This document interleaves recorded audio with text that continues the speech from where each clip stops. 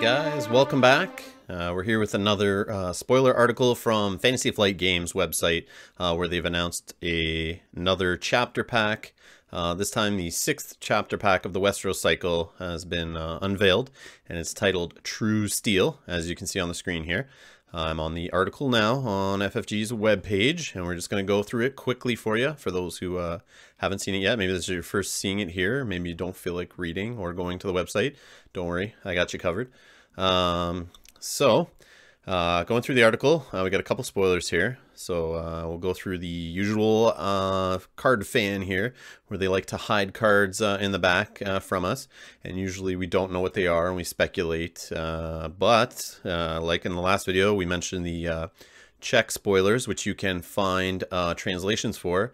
If you just Google Game of Thrones card game 2nd edition spoilers, you should be led to a Board Game Geek forum where all these spoilers that have come out are collected. And in there they tried to translate some of the ones that were leaked, I guess, from a Czech distributor or their translation or department or something. Somewhere, anyways, they got them out there. So we do know what these cards say in the back, or at least we have a good estimation of what they say based on some loose translation. So they may or may not be exactly right, as we can see from one of the titles of the cards was slightly different. But that's just somebody translating it, right? So let's go over them in some kind of order here. In the back, we have this 1-cost attachment. We know it looks like a Maester's Chain there. So it most likely is the card that was spoiled or leaked, I guess. Maester's Chain, it's listed. The translation I have here is it's a neutral attachment, which it obviously is in 1 gold.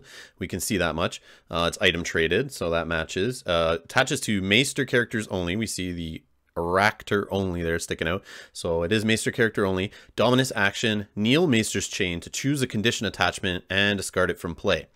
So condition attachments, I believe I have a tab here somewhere if I can flip to that.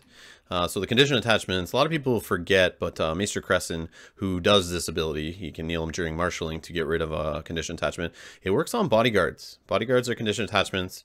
So are little birds, so are noble lineages and Serial's trainings, which give military icons, power icons, and intrigue icons. We all know Milk of the Poppy is. That's what it's mainly used for. But don't forget, bodyguards, you can really screw up your opponent's day by messing around with that. And we'll get back to the page here. You can just kneel at any time. Oh, sorry, dominance action. Dominance action, it says, sorry.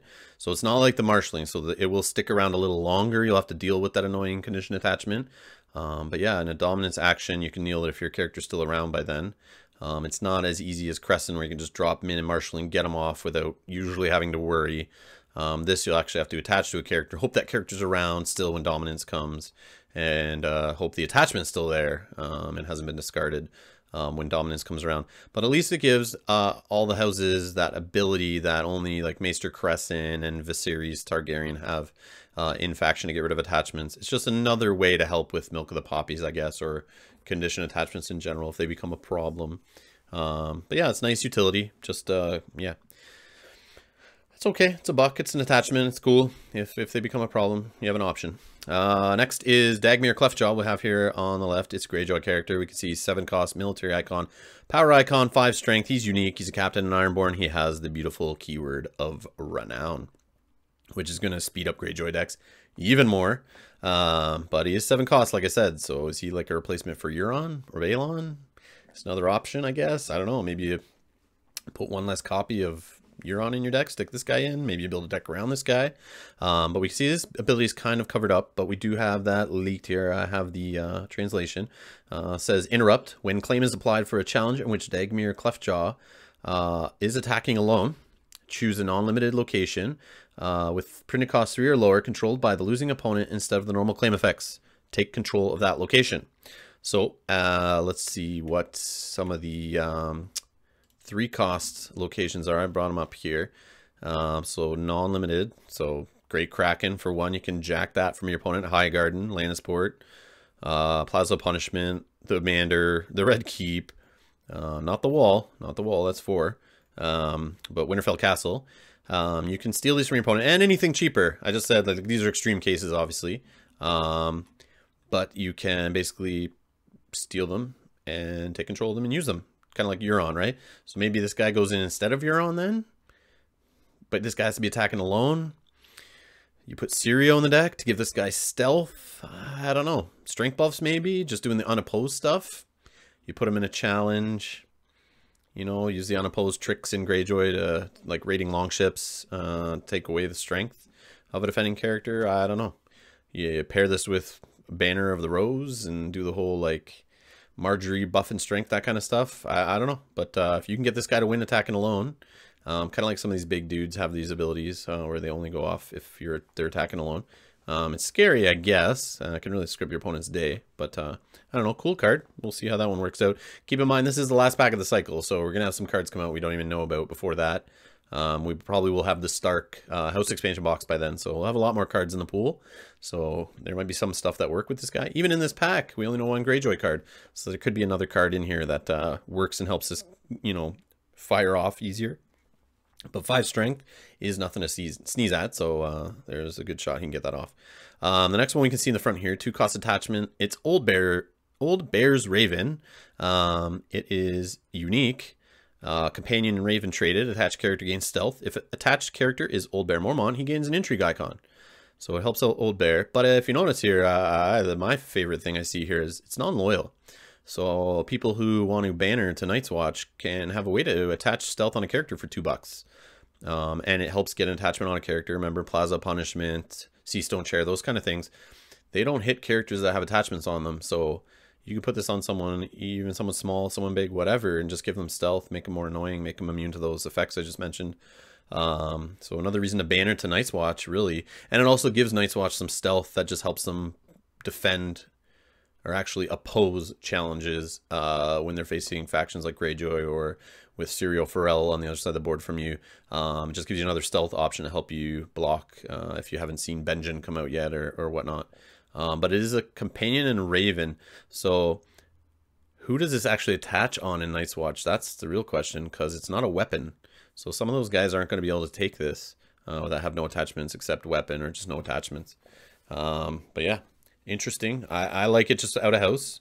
Guys, let me know in the comments below if you think of some good uses for this stuff. I'm curious to hear them, and so would other viewers. So yeah, get the discussion going. And next we have peeking out here is a 4-cost attachment for Stark, unique. It's Ward. It's a character. It's a condition again. A condition, man. Another condition. There you go. Attached to a character with printed cost 4 or lower only. It's terminal. Take control of attached character. Attached character gains a Stark affiliation. So you can basically steal other people's characters. And if this falls off, it's terminal, so it goes to the discard pile. Yeah, and they become a Stark character. So I'm assuming if that character then is used for claim and they're sacrificed, not sacrificed, but killed for claim, that's going to trigger Robb Stark's stand ability. And I believe that Catelyn's whole, the Catelyn from the Stark box that was spoiled, that you can do the whole kill characters, she gains power, and raises her strength business. I think that kind of helps that theme, but kind of neat that they're gaining the Stark affiliation. I think it helps out that stuff. But yeah, you can just steal character 4 cost or lower. That's kind of neat. It's interesting. And in the back, we have a gift of Arbor Red. So the spoiler I got here for that is it's a Tyrell event, 0 gold, non-loyal. You know, that looks right. So it's traded a red win. Action, kneel your faction card to have each player reveal the top 4 cards of their deck. Choose one of the revealed cards, put it into his or her hand, shuffle the remaining cards back into their decks. So in first edition, there was an event like this called Much and More, I think it was called, where you do the same thing. They play the event, and then you both slap down your top 4 cards on the top, and you get to choose what your opponent takes, and you choose what you take. Originally, it would seem to be kind of silly, because you're kind of, I'm spending a card to get a card, and you're getting a card also, so I'm down, like I'm trading a card, but you're, you know, not doing anything, and you're getting a card as my opponent. But what you'd find is you just give them something that they already have or they don't need, or like character they can't afford at an event that you're not scared of, a location they already have in play, a dupe, whatever, whatever you wanted. You just give them that, something they don't need at the time, and you take what you're looking for. So this is great in like combo decks, just more tutor for your deck, right? Help thin out your deck. But it was really powerful. It helped those combo decks grab the pieces they need, just another effect to kind of, or just you grab the card you need at the time just to help you keep pushing forward, putting the pressure on. And it's 0 cost. I mean, it's not really going to hurt you. But yeah. And then that's that for the fan. So going down here, the real meat and potatoes of the article, we have Sir Ilyn Payne. So as you see him on the screen here, he's a 6-cost character, intrigue power, 4 strength, unique. He's a knight trait. Marshalling action, kneel Sir Ilyn Payne to choose and kill a character with printed cost 3 or lower. So you have to keep this guy standing until you get to marshalling, which kind of sucks for 6 cost. But if he is standing, I mean, he helps your dominance. He's not a lord or lady to attach seal the hand on him, so you can't use those tricks. You could, however, use that plot, that 3/1/1 power behind the throne, I think it is, the one with the stand token, to stand him that way. I'm not sure of any other stand effects. Maybe there's some coming to help that out to get him standing again.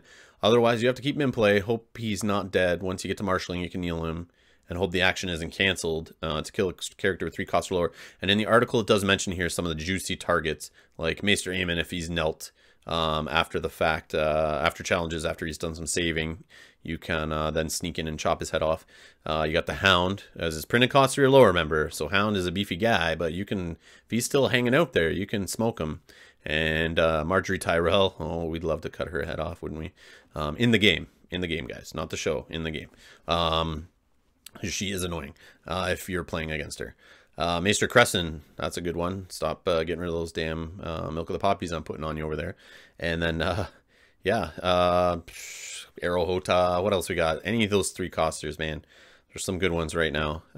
So this is another weakness to those. They seem very powerful for $3. All those characters are just named, but now they have another weakness. And yes, you guys who don't play Lannister are going to be raging right now. But this is 6 costs. And yes, it's in Lannister, so it's not really that big of a deal. If you've seen Tywin early, you have some extra economy, you can get him out, sure. But he's $6. Is he really going in to replace Jaime? You know what I mean? So how many big characters can you stick in a deck? I mean, we got Syrios now that we want to put in decks, and Littlefinger still, and Varys, and those kind of guys that are all up in this cost range. So I don't know. Do you stick this guy in one of, see what happens? I don't know. He's not loyal either. So he can be brought in as part of the banner package, and you can use him in other decks. So that could be interesting. That could be interesting. And then the second card that they fully spoil in this article, mentioned down here, they don't have a picture of it in the main article, so if you're just scanning through, you might miss it. But it is the Small Council Chamber. As you can see, it's a 3-cost location, unique to Lannister.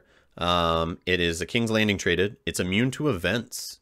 Immune to events, so Greyjoy, you're not sowing this one. We do not sow, and you're not sowing this one. So reaction, after you win an intrigue challenge, Small Council Chamber gains 1 power. So yet another trigger I have to remember when I win an intrigue challenge. So if I got Lannisport in there, this is a 3 cost also like Lannisport, so might take out a copy of Lannisport for this. It'd be interesting if you're trying to speed up your deck, it's that option. If you find you're drawing enough with like Pycelle's draw or Cersei's wheelhouse, you might have Littlefinger in there, you might have Counting Coppers, any of this stuff. You just find you're drawing, or you don't need much draw, maybe you slip one of these or 2 of these in. If you're just trying to go for a quicker power gain, and you're focused on the intrigue challenge, just another buff on top of intrigue challenges to help you speed up your win there. And maybe you don't have to banner to the rose so much. Just saying. But it isn't loyal, so like I said, this one not being loyal, you can take this to another faction, which I find is weird, but I guess, I don't know, this can speed up any faction. This is kind of scary, actually. If you think of bannering this into Greyjoy, maybe. Just to give them another way to gain power. Ooh, but then they got to win an intrigue challenge, so maybe this isn't great in Greyjoy. But I mean, if you're playing with Little Birds and Stealth and Asha and Balon and stuff with intrigue icons, yeah, that stuff can get pretty dangerous too. You can win some intrigue challenges that way. But yeah, just more power rush for the houses that are good at winning intrigue. That's cool, I think. So, you know, I don't have to focus on power challenges as much if I'm intrigue focused deck, which that's my play style. I like that stuff personally. But yeah, Small Council Chamber is coming out in the True Steel pack. So yeah, they're saying down here in the bottom, look for it in the second quarter of 2016. So obviously it'll come out after the 5th pack. So once you have the 5th pack in hand, you got to wait about a month. But we should have the Stark box before we see this. So that is True Steel. So that's it. I'm wrapping it up there, guys. Thanks for tuning in. Make sure you guys like, comment on this video. Like I said, hit the like button if you like this kind of video, and I'll keep pumping out more if I see, you know, you guys are liking it. You can basically vote on what content I'm focusing on. So, you know, click those like buttons on the videos you like on my channel, and I'll make sure to prioritize those. So this article just came up today, so here I am right after work recording this for you guys. So I hope some of you guys find this beneficial. I know in the last few ones like this I've done, you guys have commented and let me know that it's useful to you. So that's why I'm here doing this again. And then the most important thing, make sure you guys subscribe to support the channel. It's free. Create a YouTube account, click subscribe. You'll get notifications when I post videos. And yeah, come by and watch our live streams of Game of Thrones, the card game. If you don't know about this channel, we also do pre-recorded Game of Thrones content. And yeah, that's about it. So I'll see you guys later. Thanks a lot.